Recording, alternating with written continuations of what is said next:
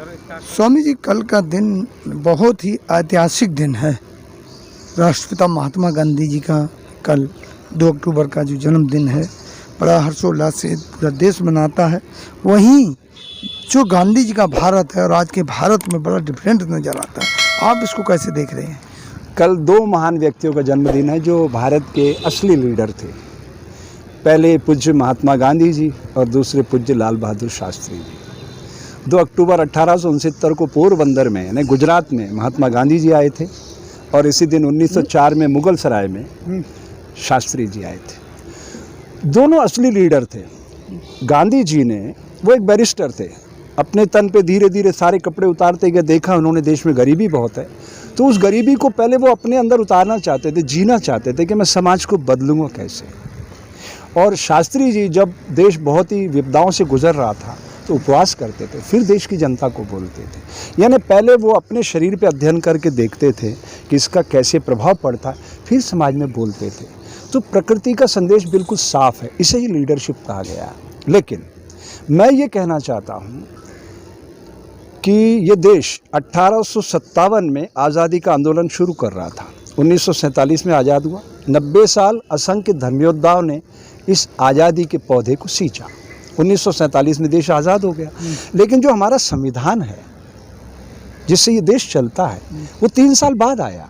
1947 में देश आज़ाद हुआ, 1950 में लागू हुआ। तो 3 सालों में जो हमने इम्प्लीमेंट कर दिया था सिस्टम में, उस सिस्टम से हमने बाहर निकलकर आज तक उस संविधान को अपने जीवन में उतारने का प्रयास ही नहीं किया, जिसका मूल जो स्वभाव था जनता का, जनता से जनता के लिए, वो तो कहीं उतर ही नहीं पाया। उसी का परिणाम है कि हमारे सदन में, चाहे वो विधानसभाएं हो या लोकसभा हो, गुंडे मवाली अपराधी किस्म के लोग पहुंच गए। तो वो चीज़त कहाँ है, वो वैक्यूम क्या है जिसका वो लाभ उठाते हैं। मैं ये कहने आया हूँ, ये जंतर मंतर है, आप दिखाइए, ये देखिए बाउंड्री सील कर रखी है।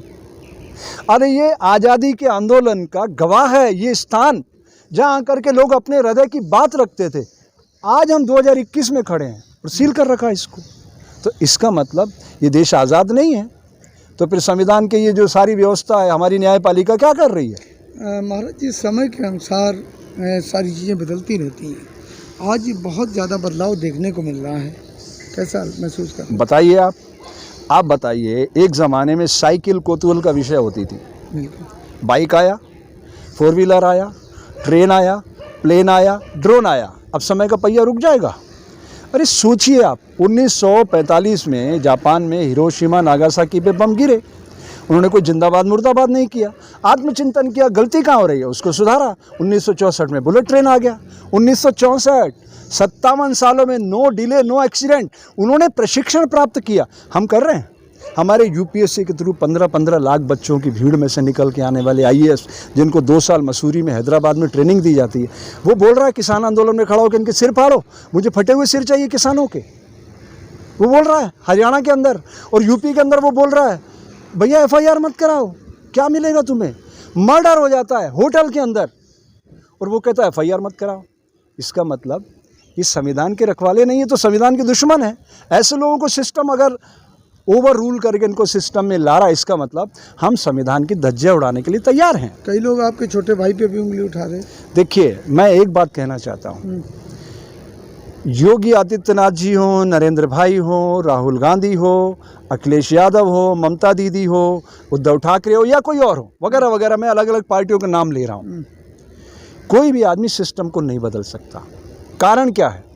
ये पूरा सिस्टम जंग लगा हुआ। मेरे कई लीडर, मेरे दोस्त हैं, अच्छे बड़े पदों पे, क्या कहते हैं, स्वामी जी कृषि मंत्रालय को ख़त्म कर दिया जाए ना तो कृषि मंत्रालय ज़्यादा अच्छे से काम करेगा। अब बताइए इसका मतलब क्या है? बड़े बड़े लोग, अब मैं नाम किन किन का लूँ, मुझे बहुत तकलीफ होती है। बोले स्वामी जी हम कुछ नहीं कर सकते, सिस्टम पूरा करप्ट है, जंग लग गई है। तो पूरे सिस्टम को बदलने की ज़रूरत है, और उसके तरीके दोनों हैं। डिजिटल तकनीक के युग में मोबाइल से वोट आ जाए और नोटा को प्रत्याशी का दर्जा मिल जाए, और बच्चे अगर सदुपयोग करें अपने वोटों का, मैं कहता हूँ 10 सालों में सारा भारत का दृश्य बदल जाएगा। नए चरित्रवान बच्चों को मौका मिलेगा, वो समाज की धारा को बदल देंगे। अब गुंडे मवालियों को अगर आप भेजोगे तो बबूल के पेड़ पे आम नहीं आ सकते ना। परमात्मा ने तो बिल्कुल एकदम साफ साफ सारी पंचमहाभूत को प्रकट किया है। यहाँ तो जेल में बैठे लोग मंत्री बन जाते हैं। यही तो पीड़ा की बात है हिंदुस्तान में। मैं हैरान हूँ, जंतर मंतर पे खड़ा होकर कह रहा हूँ, 87% बेगुनाह लोग जेलों में सड़ रहे हैं। और सजा किनको होती है? जो झूठे केस बनाए जाते हैं, क्योंकि उनको पता होता है कि हम झूठे और इतने पक्के बनाए जाएंगे कि उनको सजा हो जाती है। महाराज जी, जबकि कानून ये कहता है कि 100 गुनहगार बच जाएं, लेकिन एक निर्दोष नहीं फंसना चाहिए। महाराज जी सीधा सवाल है, संतों पर आजकल बड़ा एक अत्याचार कहूँ तो कुछ गलत नहीं होगा देखने को मिल रहा है। अब यहाँ मुझे धर्म की व्याख्या करना होगी। नमक खारा है, शक्कर मीठी है, नीम कड़वा है। हमारी सामाजिक व्यवस्था में धर्म क्या है, जंतर मंतर पे कहना चाहता हूँ। सैनिक राष्ट्र की सुरक्षा, व्यवसायी उद्योग की उन्नति, शिक्षक समाज का निर्माण, साधु का धर्म है समाज की सोई हुई चेतना को जागृत करना। हिंदुस्तान के अंदर 70 लाख साधु है और 6,32,000 गांव है। अगर 10-10 साधु मिलके एक गांव को गोद ले लें, हम तो पिंडदान करके साधु बने ना सामाजिक चेतना के लिए। 10 साधु मिल जाए और एक गांव गोद लें, क्राइम फ्री विलेज में अब तब्दील हो सकते हैं। हर गांव, पूरे गांव की दशा और दिशा बदली जा सकती है और भारत को दुनिया का सबसे सक्षम राष्ट्र बनाया जा सकता है 10 सालों में। इतनी शक्ति है हमारे अंदर। पर हम हिंदू, मुस्लिम, सिख, ईसाई, शूद्र, वैश्य, क्षत्रिय, ब्राह्मण बस इसी में बटे हुए। ये प्रयोग ही तो था दुनिया के लिए कि ऐसा हो सकता है क्या, किसी राष्ट्र में इतनी विविधता नहीं मिलेगी। इस विविधता को प्रकृति ने परिभाषित किया है।